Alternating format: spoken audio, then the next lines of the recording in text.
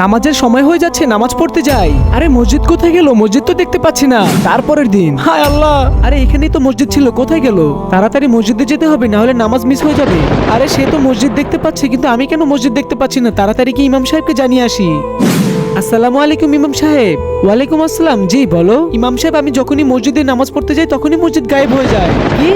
তাহলে তুমি এরকম কোনো কাজ করেছো যেটার জন্য আল্লাহ তাআলা নারাজ হয়ে আছে, তাই হয়তো আল্লাহ তাআলা তার ঘরে তোমাকে ডাকছে না। আল্লাহকে ভালোবাসলে লাইক সাবস্ক্রাইব করে দিবেন। আরে তোমরা তো একটু নামাজ পড়তে পারো তাই না? যখনই দেখি তখনই মোবাইল চালাও তোমরা। এই দেখো, আমি তো 5 ওয়াক্ত নামাজ কালাম পড়ি। কি নামাজ পড়তে যাবে নাকি? আরে আমি তো ভুলেই গেছি, তুমি শুধু জুম্মার নামাজ পড়ো আর অন্য কোনো নামাজ পড়ো না। আর ফেসবুকে স্টোরি দাও আই লাভ জুম্মা মুবারক।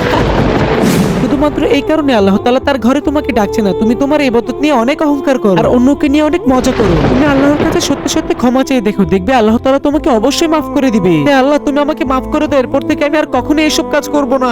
আরে এই তো মসজিদ দেখতে পাচ্ছি।